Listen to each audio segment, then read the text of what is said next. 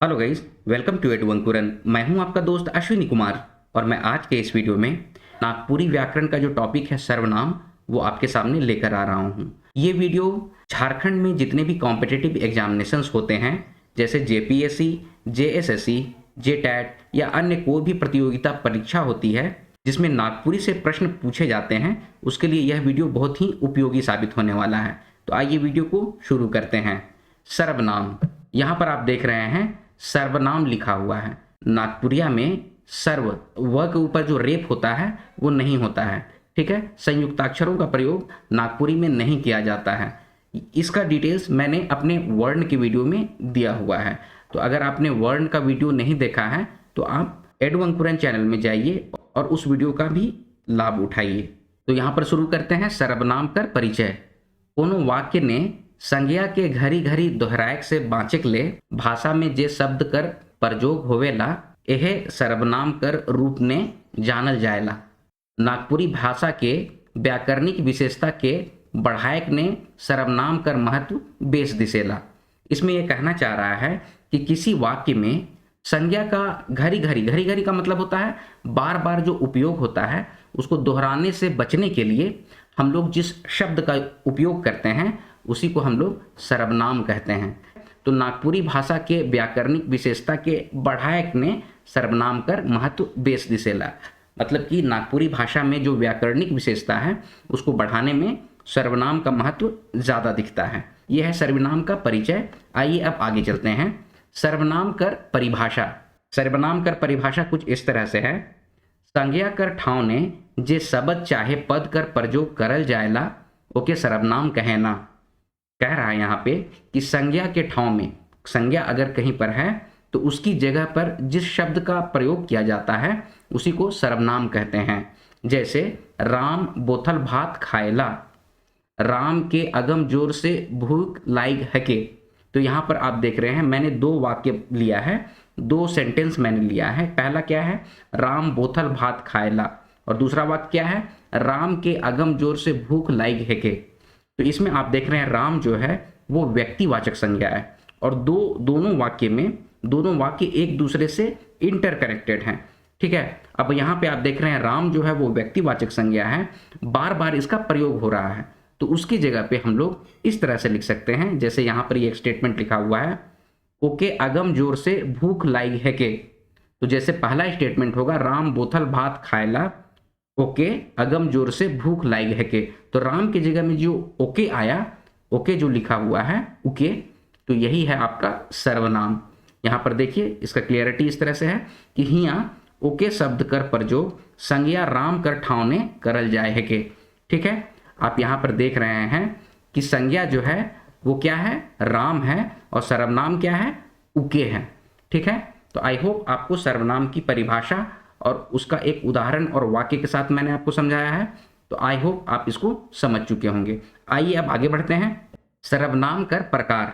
नागपुरी भाषा में सर्वनाम कर 7 ठो भेद गिनल जाए हैं, जबकि हिंदी चाहे दूसर आर्य चाहे सदानी भाषा मन ने कुल जमा 6 ठो भेद बताए जाए हैं। इसका मतलब है कि नागपुरी भाषा में सर्वनाम कर 7 प्रकार होता है, ठीक है। हिंदी में सर्वनाम के 6 प्रकार होते हैं। हिंदी और कोई अन्य सदानी भाषा या आर्य भाषा में 6 प्रकार होते हैं सर्वनाम के, लेकिन नागपुरी में सर्वनाम का 7 प्रकार होता है। तो वो कौन कौन से प्रकार हैं? तो सर्वनाम कर 7 प्रकार हैं। तो पहला है पुरुषवाचक सर्वनाम, दूसरा है निश्चयवाचक सर्वनाम, तीसरा है अनिश्चयवाचक सर्वनाम, चौथा है निजवाचक सर्वनाम, पांचवा है प्रश्नवाचक सर्वनाम, और छठा है संबंध वाचक सर्वनाम, और सातवां है आदर सूचक सर्वनाम। तो आप यहाँ पर देख रहे हैं ये हैं 7 प्रकार के सर्वनाम। अब आइए बारी बारी से एक एक सर्वनाम की परिभाषा, उसके उदाहरण और वाक्य में किस तरह से प्रयोग किया जाता है उसको देखते हैं। तो पहला है पुरुषवाचक सर्वनाम। तो इसकी परिभाषा कुछ इस तरह से है, जे सर्वनाम शब्द से कहक वाला, सुनक वाला चाहे दूसर आदमी कर बारे में बोध होए ओके पुरुषवाचक सर्वनाम कहे ना। पुरुषवाचक सर्वनाम कर प्रयोग व्यक्तिवाचक संज्ञा कर ठाव में होवेला। देखिए इसमें कह रहा है कि वैसा सर्वनाम का वो शब्द जिससे कहने वाला और सुनने वाला और जिस आदमी के बारे में कहा जा रहा है उसका बोध हो तो उसी को हम लोग पुरुषवाचक सर्वनाम कहते हैं। और पुरुषवाचक सर्वनाम का जो उपयोग होता है, इसका जो व्यवहार होता है, वो व्यक्तिवाचक संज्ञा कर ठाव में होवेला, मतलब कि जो व्यक्तिवाचक संज्ञा है उसके स्थान पर पुरुषवाचक सर्वनाम का प्रयोग किया जाता है। संज्ञा का वीडियो जो है एडू अंकुरन चैनल में ऑलरेडी अपलोड किया जा चुका है और उसको बहुत अच्छे तरीके से डिटेल्स के साथ समझाया जा चुका है। तो आप एडू अंकुरन चैनल पे जाइए और संज्ञा का जो वीडियो अपलोड किया जा चुका है उसका लाभ उठाइए। आइए अब आगे बढ़ते हैं। इसमें पुरुषवाचक सर्वनाम किसको कहते हैं? तो जो सुनने वाला है, जो कहने वाला है और जिसके बारे में बातचीत हो रही है उसी को पुरुषवाचक सर्वनाम कहते हैं। अब जैसे मोय, तोय, ओकर, उमन आदि। जैसे कि अब इसको एक वाक्य से बनाकर देखते हैं। मोय तोरले मिठाई किनलो सेके उ खाए गेलक। इसमें क्या कह रहा है कि मोय, मोय मतलब कि मैं, तोरले मतलब कि तुम्हारे लिए, मिठाई किनलो मतलब कि मिठाई खरीदे, सेके मतलब कि उसको, उ खाए गेलक मतलब कि उ खाए गेलक कोई तीसरा आदमी खा गया। इसमें दो आदमी आपस में बात कर रहे हैं। इसमें है एक मैं हूं, एक तुम हो और कोई तीसरा आदमी है जो मिठाई को खा चुका है। ठीक है, तो इसमें आप देखिएगा कि मोय जो है वो कहक वाला है, तो जो है वो सुनेक वाला है और उ जो है वो दूसरा आदमी है। तो इसमें तीन चीजों का बोध हुआ है पुरुषवाचक सर्वनाम में, कहने वाले का, सुनने वाले का और दूसरे आदमी का। तो यह है पुरुषवाचक सर्वनाम का फुल डिटेल्स। आई होप आप इसको समझ सके होंगे। आइए आगे बढ़ते हैं। पुरुषवाचक सर्वनाम कर तीन ठो उपभेद आहें। कौन कौन सा है? उत्तम पुरुष सर्वनाम, मध्यम पुरुष सर्वनाम और अन्य पुरुष सर्वनाम। पुरुषवाचक सर्वनाम के तीन प्रकार हैं, उपभेद हैं। ठीक है, तो कौन कौन से हैं? उत्तम पुरुषवाचक सर्वनाम, मध्यम पुरुषवाचक सर्वनाम और अन्य पुरुषवाचक सर्वनाम। तो आइए इसको भी बारी बारी से देख लेते हैं। पहला जो है उत्तम पुरुषवाचक सर्वनाम, तो इसकी परिभाषा कुछ इस तरह से है कि बात बोले वाला चाहे भाषा लिखे वाला खुद अपन लागिन इस सर्वनाम कर व्यवहार करेला। इसका मतलब है कि जो बात करने वाला है या जो भी लिखने वाला है, लोग भाषा को जो लिख रहे हैं वो अपने लिए इसका प्रयोग करते हैं, इस सर्वनाम का प्रयोग करते हैं। जैसे मोय, मोर, मोके, हाम इत्यादि इस तरह के जो होते हैं इसे उत्तम पुरुषवाचक सर्वनाम कहते हैं। जैसे कि मोय, मोर, हमके, हाम ये सब जो है एक वचन ने व्यवहार होवेला। हमरे मन, हामिन, हमर ये सब बहुवचन ने व्यवहार होवेला। ठीक है, अब आइए इसी को हम लोग वाक्य बनाकर देखते हैं। कैसा है कि मोय अखन पढ़ात हूं। इसका मतलब हुआ कि मैं, अखन मतलब कि अभी, पढ़ा रहा हूं। ठीक है, एक और एग्जाम्पल देख लेते हैं। हमरे मन पढ़े स्कूल जाइब। तो मोय एक वचन था, हमरे मन का मतलब होता है कि हम लोग, पढ़े स्कूल जाइब हम लोग पढ़ने स्कूल जाएंगे।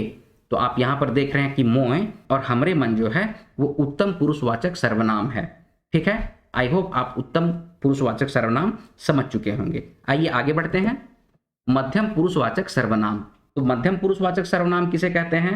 बात सुनवैया वास्ते इस सर्वनाम कर प्रयोग होवेला। आप यहाँ पर जो उत्तम पुरुष देखे थे तो उत्तर पुरुष में क्या था? बात बोलने वाला था। मध्यम पुरुष में कौन है कि बात सुनने वाला के लिए ई सर्वनाम का प्रयोग होता है।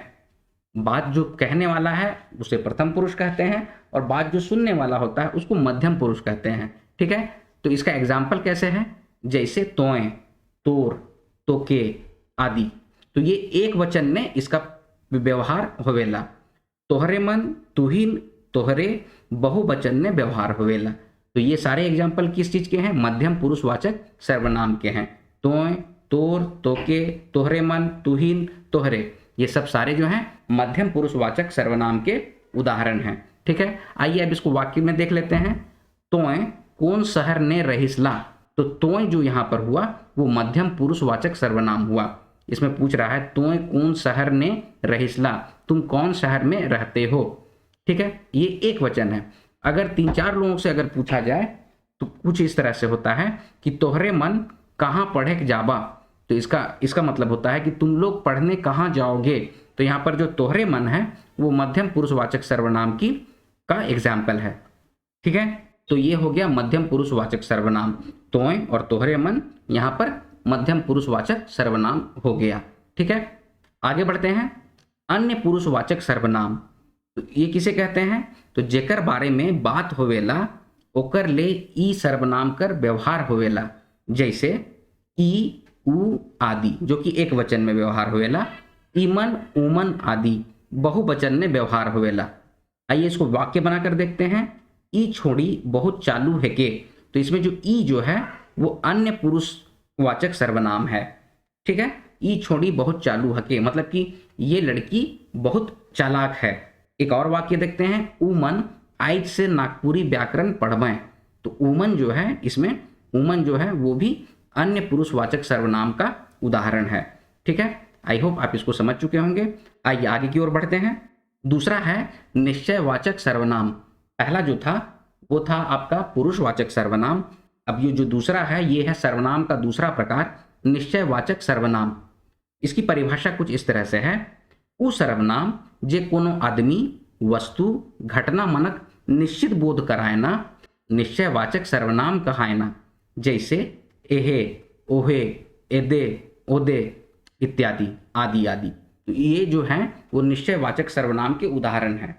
तो निश्चयवाचक सर्वनाम उस सर्वनाम को कहा गया जिससे किसी आदमी, वस्तु, घटना का निश्चित बोध होता है, उसी को हम लोग निश्चयवाचक सर्वनाम कहते हैं।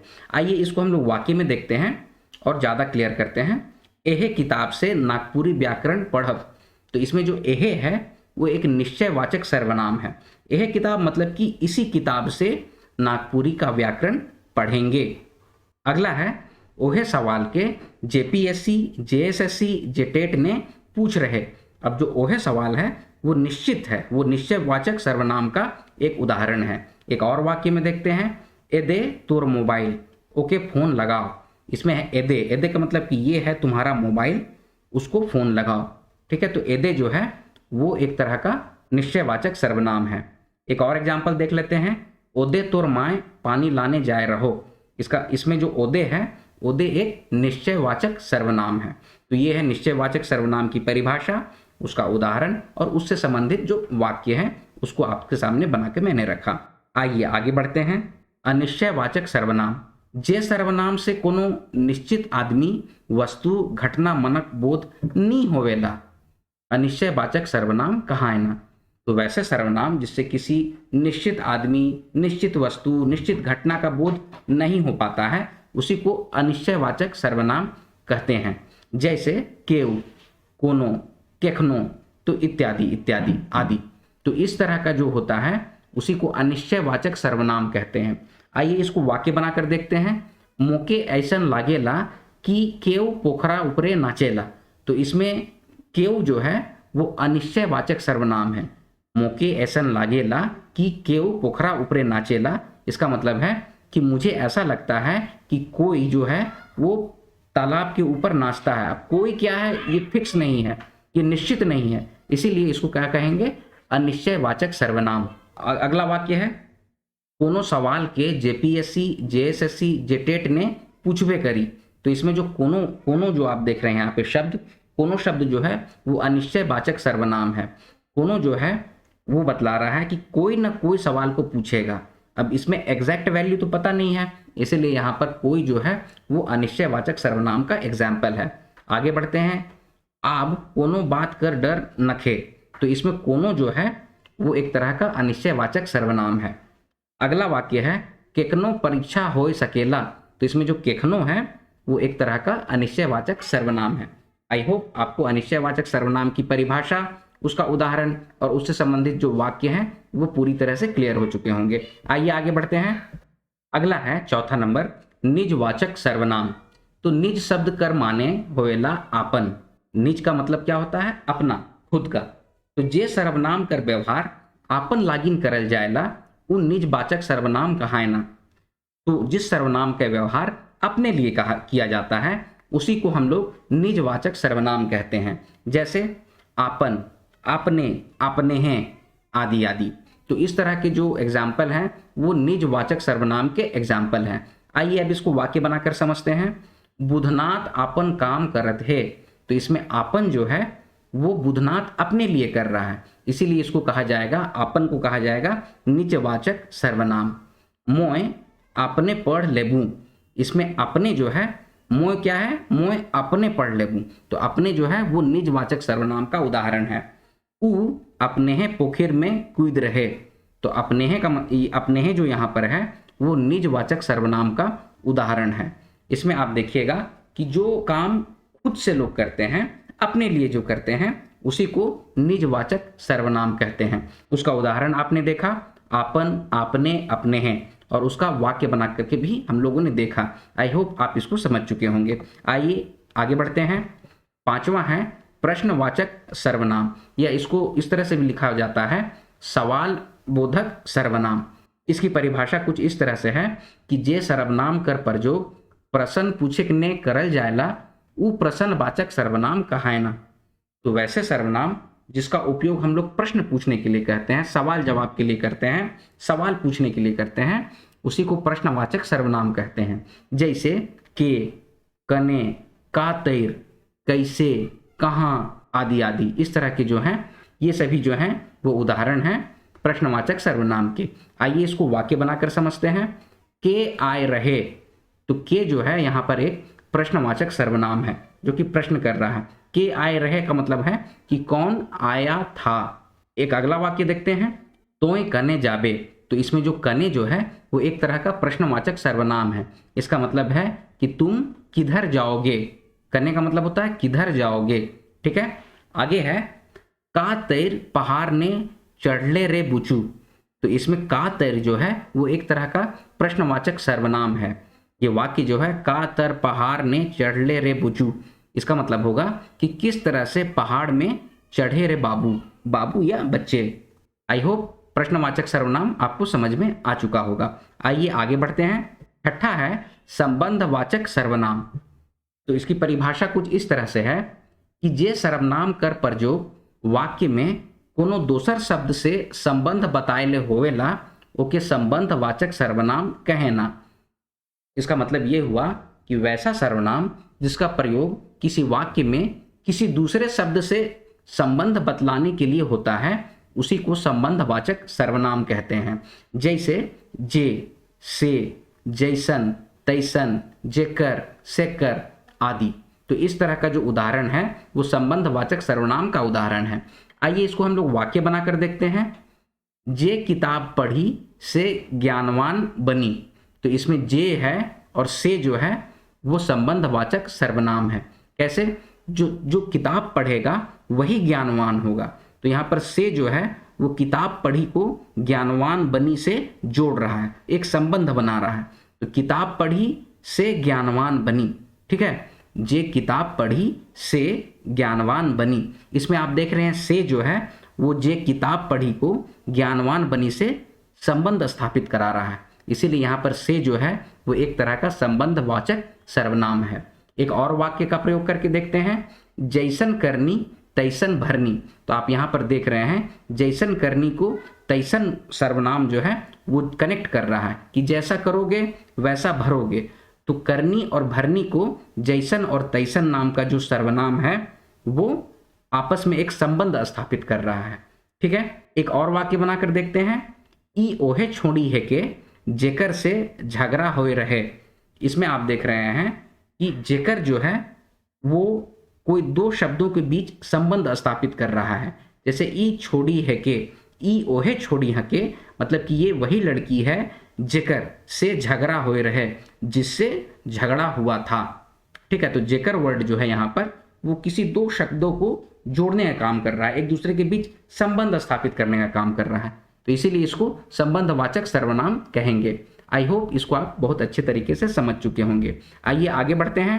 आदर सूचक सर्वनाम, तो जे सर्वनाम शब्द से आदर देवे कर भाव प्रकट होवेला उ आदर सूचक सर्वनाम कहायना।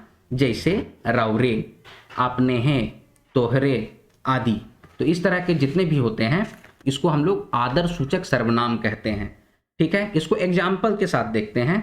जैसे सामान्य बोलचाल में हम लोग कैसे बोलते हैं, तोय पढ़, मतलब कि तुम पढ़ो, और अगर उसी को आदर देना होगा तो इस तरह से हम लोग बोलेंगे रावरे पढ़ू, ठीक है। रावरे वर्ड का यूज हम लोग करते हैं सम्मान देने के लिए। अपने से छोटे, अपने से बराबर या फिर अजनबी लोगों को अगर सम्मान देना हो तो हम लोग तोय के जगह पे रावरे वर्ड का यूज करते हैं। आदर सूचक सर्वनाम जो है वो हिंदी में सर्वनाम के 6 प्रकार हैं, लेकिन ये 7वां प्रकार नागपुरी में देखा जाता है, आदर सूचक सर्वनाम। ठीक है, आप यहाँ पर देख रहे हैं सामान्य बोलचाल में हम लोग कैसे पढ़ेंगे, तोय पढ़। आदर सूचक में कैसे बोलेंगे, रावरे पढ़ू। और कोई बहुत ज़्यादा ही सम्मानित व्यक्ति हैं, जैसे कि आपके गांव के सरपंच हैं, आपके गांव के मुखिया हैं, आपके माता पिता हैं, आपके शिक्षक हैं, या कोई राजा हैं, महाराजा हैं, ठीक है, तो उनको बहुत ज़्यादा सम्मान दिया जाता है, तो उसके लिए आपने का यूज़ किया जाता है। आपने सम्मान सूचक सर्वनाम का यूज किया जाता है। जैसे इसमें लिखा गया है, देखिए यहाँ पर, आपने पढ़ो, तो आप पढ़िए, इस तरह से। ठीक है, तो अति सम्मानित व्यक्तियों के लिए आपने का प्रयोग किया जाता है। तो रावरे, आपने, तोहरे, तोहरे मन, ये सब जो होते हैं वो आदर सूचक सर्वनाम में आते हैं। ठीक है, आई होप आपको आदर सूचक सर्वनाम की परिभाषा, उसके उदाहरण, उससे संबंधित मैंने जो वाक्य बनाकर आपके सामने रखा है, आप इसको अच्छे तरीके से समझ चुके होंगे। तो ये है सर्वनाम के डिटेल्स। आइए आगे बढ़ते हैं। इसमें मैंने क्या किया है कि सर्वनाम अभी तक हमने जितना भी पढ़ा है वो हर एक सर्वनाम का एग्जाम्पल के साथ हम लोग एक रिकैप कर लेते हैं, जिससे आपको पूरी तरह से कॉन्सेप्ट क्लियर हो जाएगा। सर्वनाम कितने प्रकार के हैं, तो सर्वनाम नागपुरिया में 7 प्रकार के होते हैं। ठीक है, तो पहला है पुरुषवाचक सर्वनाम, तो उसका एग्जाम्पल क्या हो जाएगा, जैसे मोय हो गए, तोय हो गए, वो पुरुषवाचक सर्वनाम में आए। और सर्वनाम, पुरुषवाचक सर्वनाम 3 तरह के होते हैं, उत्तम पुरुष, मध्यम पुरुष और अन्य पुरुष। दूसरा जो सर्वनाम का प्रकार है वो है निश्चयवाचक सर्वनाम। उसका एग्जाम्पल क्या क्या हो जाएगा, एहे, ओहे, एदे, ओदे, ये जो हो जाएगा निश्चयवाचक सर्वनाम के प्रकार हैं। अगला है अनिश्चयवाचक सर्वनाम, तो उसका जो एग्जाम्पल है वो क्या हो जाएगा, केऊ, कखनो, वो क्या हो जाता है अनिश्चयवाचक सर्वनाम, जिससे कोई निश्चित नहीं होता है कोई चीज, उसमें हम लोग अनिश्चयवाचक सर्वनाम का प्रयोग करते हैं। चौथा है निजवाचक सर्वनाम, अगर अपने लिए कोई भी काम किया जा रहा हो तो उसमें निजवाचक सर्वनाम का प्रयोग किया जाता है, जैसे आपन, अपने। ठीक है, अगला है प्रश्नवाचक सर्वनाम, तो वैसा सर्वनाम जिसमें प्रश्न का बोध होता है, प्रश्न के भाव होते हैं, उसी को प्रश्नवाचक सर्वनाम कहते हैं। इसका एग्जाम्पल क्या है, का, के, कौन। ठीक है, अगला है संबंधवाचक सर्वनाम, तो वैसा सर्वनाम जो 2 शब्दों के बीच एक संबंध बनाने का काम करता है, उसे संबंधवाचक सर्वनाम कहते हैं। जैसे उसका एग्जाम्पल क्या क्या है, जे, से, जैसन, तैसन, या इत्यादि, आगे और भी होगा। ठीक है, और 7वां जो है वो है आदर सूचक सर्वनाम, तो वैसा सर्वनाम का प्रकार, वैसा सर्वनाम जिससे हम किसी को आदर देते हों, उसी को आदर सूचक सर्वनाम कहते हैं। उसमें क्या क्या आते हैं, रावरे हो गया, आपने हो गया। ठीक है, तो ये है सर्वनाम का परिभाषा, सर्वनाम के प्रकार और उससे संबंधित सारे डिटेल्स। आई होप सर्वनाम का कॉन्सेप्ट आपको पूरी तरह से क्लियर हो गया होगा। ठीक है, आज की वीडियो अब यहीं पे समाप्त करता हूं। इससे संबंधित जितने भी महत्वपूर्ण MCQs बन सकेंगे वो मैं अपने अगले वीडियो में लेके आऊंगा। वीडियो अगर पसंद आया तो वीडियो को लाइक कीजिए, शेयर कीजिए, अपने सजेशंस कमेंट बॉक्स में कमेंट कीजिए और इसी तरह के वीडियोस पाने के लिए एड1कुरन चैनल को सब्सक्राइब कीजिए। मिलते हैं अगले वीडियो में, तब तक आप लोग अपना ख्याल रखिए। जय हिंद।